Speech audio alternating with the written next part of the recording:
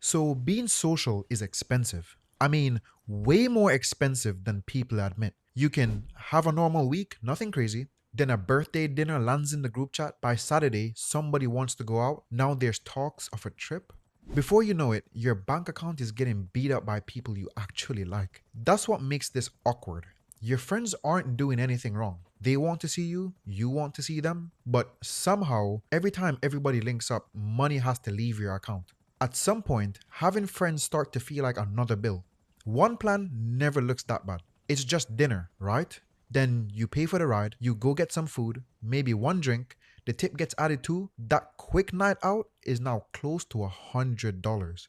Now it's Sunday, you're staring at your banking app like somebody stole from you. Nobody stole anything. You just knew you shouldn't have gone. The hard part isn't paying, it's saying no before the plan happens. You don't want to become the friend who never comes out. You start thinking that if you say no too often, people might stop inviting you out. Everybody keeps making memories while you're at home trying to save money. That feeling is real. This is why I hate when people say, just stop going out. Okay, cool. I'll stop seeing everybody. I'll sit in my room every weekend and watch my savings go up by $12. Amazing. Your social life matters too. You're allowed to enjoy your 20s. You're allowed to spend money and make memories. The problem is when you're only spending because you don't want to look broke. Now you're paying money just to avoid feeling left out. A recent Bank of America survey found that 75% of Gen Z tries to spend less when making plans with friends. Almost 1 in 4 had skipped plans because prices went up. So if you check the menu before saying yes, trust me, you're not the only one.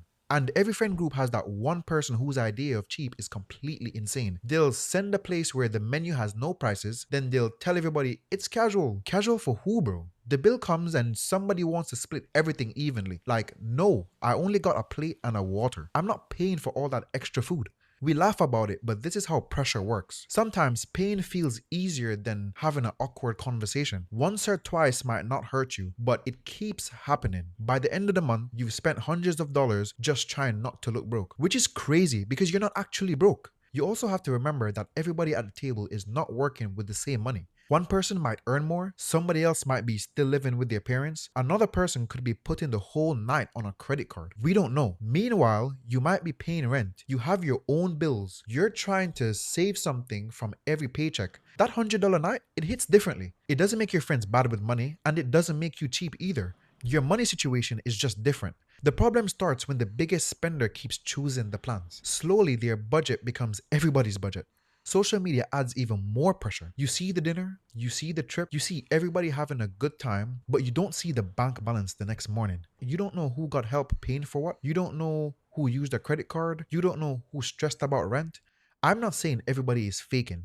I'm saying you don't know what happened behind the picture. So what can you actually do? Start being honest early. You don't need to explain your whole life. Just say, I'm saving right now, so I'm sitting this one out. That's it. The longer you explain, the more room people have to change your mind. You can also suggest something cheaper. Instead of making every link up a big event, chill at somebody's house. Get some cheap food, play some games, talk rubbish for a few hours. The whole point is to see your friends. It didn't need to cost $100. You should also leave money for fun. A budget with no life in it probably won't last. If you can spend a certain amount each month, decide that before the plans start coming. Now the group chat doesn't control your money. If the plan matters, you go. Maybe you use most of the money for a close friend's birthday. That's fine. You made the choice on purpose. That's better than wasting it on 5 plans you didn't even care about. And watch how people react when you say no. A good friend will understand. They might joke around with you, but it shouldn't turn into some big problem. If people make you feel small because you can't afford one plan, that tells you something. At the same time, don't judge people for spending. Their money is their choice. Your money is your choice. The problem begins when you let their lifestyle set your pace. You also don't need to disappear from everybody's life. You just need to choose on purpose. Spend money when the moment matters to you. When it doesn't, stay home without making yourself feel guilty. You can always find another way to see your people because your friends should add to your life.